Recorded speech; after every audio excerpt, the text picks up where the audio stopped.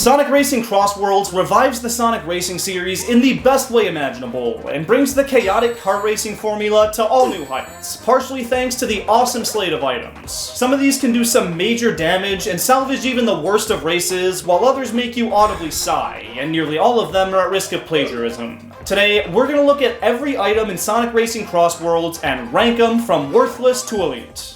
The boost is pretty damn self-explanatory. It's a little wisp dude that does exactly what a mushroom does in Mario Kart. Not much nuance to it, but it opens up plenty of shortcuts and helps in just about every situation, unless you're being attacked. It's a solid pull, and its older brother, the triple boost, is just that, but thrice, and having 3 of these can really swing a race in your favor. And without a golden mushroom equivalent, it's as good as it gets. Elite. The laser feels a lot more satisfying than the boost, but it's really just a glorified one. If there's a bunch of racers in front of you, you can use it to pass through all of them and zoom ahead, and if you're really strategic, you can skip over some off-road and sling ahead of multiple players. It's clutch. Situationally, it can be very elite, but a lot of the time it's better than one boost, but not as good as 3 of them. The drill is this game's bullet bill. It turns you into a wrecking ball that charges forward and stops at nothing to get you as far ahead as possible. And unlike in Mario Kart World, where the bullet just gently pushes players out of the way, the drill shows no mercy and can wipe out tons of opponents. It's great, and it was always a lock for elite. The Warp Ring is a pettier version of the boost. It teleports you right above the player 1 position ahead and sends you crashing down to flatten them. Now, if you were lagging super far behind, it can skip you miles ahead, but if you were in the race prior to this, it just gives you a marginally better position at someone else's expense, which I'm fine with. L for them, solid pull for me. The monster truck is the Mega Mushroom. Your vehicle grows into this monstrosity that's invulnerable to most attacks and lets you run over anyone you want. It doesn't directly increase your speed, but it does allow you to drive off-road, which helps you cut some corners and save time. Amidst all the chaos going on in the average race, this can pull you out unscathed and help you reclaim the lead. There's no drawbacks, and it's crazy fun to use. A clear-cut elite. Omochao is just as useless as he ever was. I can't tell if they made this as a joke because of how annoying he can be in mainline Sonic games. If they did, that's freaking awesome, but if not, it's just even more of a letdown. Rings are an important part of the game, more so than the coins in Mario Kart, but they're littered everywhere on the track, and this dude only gives you a handful. The fuck out of my face. Worthless. The homing punch is a red shell. It doesn't come in handy as often as you'd think, but it's still pretty solid, and the triple variant is a step up for sure. Very clutch and can ruin quite a few people's races. Now, the green shell equivalent, the rocket punch, is actually a lot more buff than its Mario counterpart. It similarly doesn't guarantee a hit and ricochets off walls, but if you're close enough, it does in fact have locked-on capabilities, which takes out the need to carefully land close-range snipes and makes it automatic, which does significantly increase the usefulness. You could do a hell of a lot worse, and having 3 of them is a very solid pull. The Slicer is one of the most effective attack items in the game, locking onto the player in front of you, grinding into their machine, and cutting it in half. This kills their momentum, takes forever to recover from because it takes away rings and reduces speed, and it makes them drop an item, a trifecta of misery. If you're playing offline, using it on your rival pretty much wipes them out of the race, and online, it's one of the most damning hits you can place on someone. It's super clutch.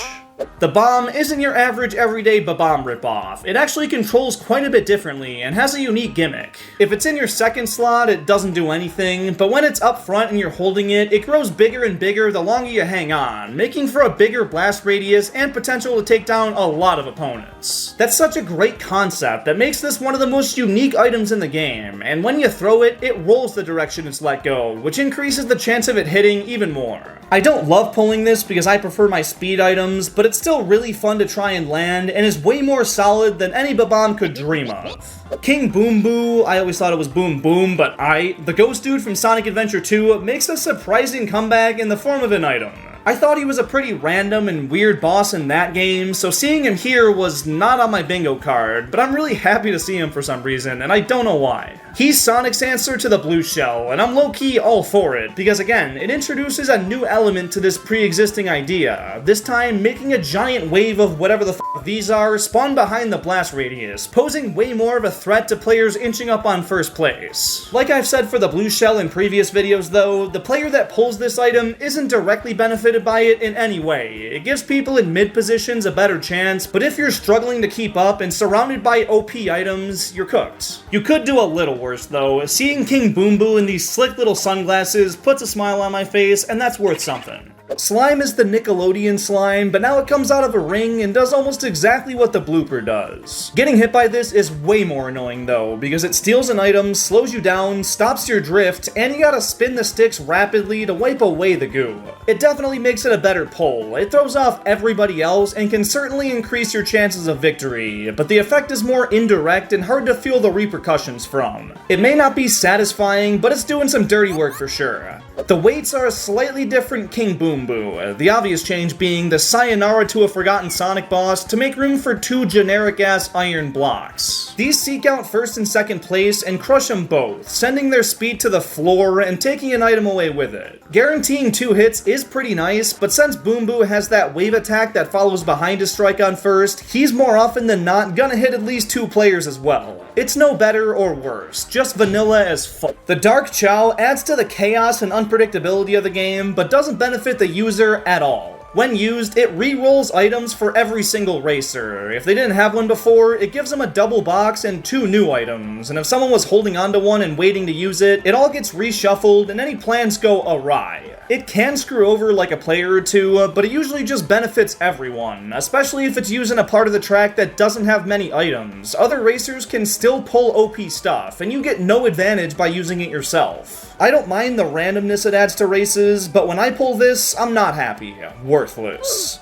Void seems like a great item at first glance, but after getting it a couple times, I realized how lackluster it really is. It pulls in all the rings and item boxes around you while providing some defense against projectiles, when it feels like it, but it doesn't do any damage to players around you, and with how fast the item boxes and rings respawn online, the odds of stealing them from somebody else are slim to none. It also gives you no speed increase or shortcut potential. It helps get your ring count up and it'll grab you a new item with ease. It looks powerful, but is style over substance. You could do worse though. Shield is exactly what you'd think. It makes you completely invincible to all attacks and increases your weight to make it harder to bump you off. Without being able to hold items behind your back like in Mario Kart, attack items are tough to block with. You gotta throw them behind you at the perfect moment to actually save your skin, so it gives something like this a lot more value. In the absolute back of the pack, it's a bad one to get, but it's normally pulled in a mid to front position, and in those places, it's really nice to have. Solid pull. The Tornado is what the Void wishes it was. Providing 360 coverage to your cart, it decimates most incoming attacks while also damaging any unlucky racers in the vicinity. It's basically the monster truck without the off-road buff. It can be very clutch, though I wish it blocked King Boom Boo. That'd make it peak. The spiked iron ball looks pretty damn intimidating, but don't get your panties in a bunch. It's really just a banana peel in disguise. Yeah, it's that bad. It seems like it'd be a fairly large hazard. I mean, it sure as hell sounds like one, but when placed, it's dinkier than you'd think.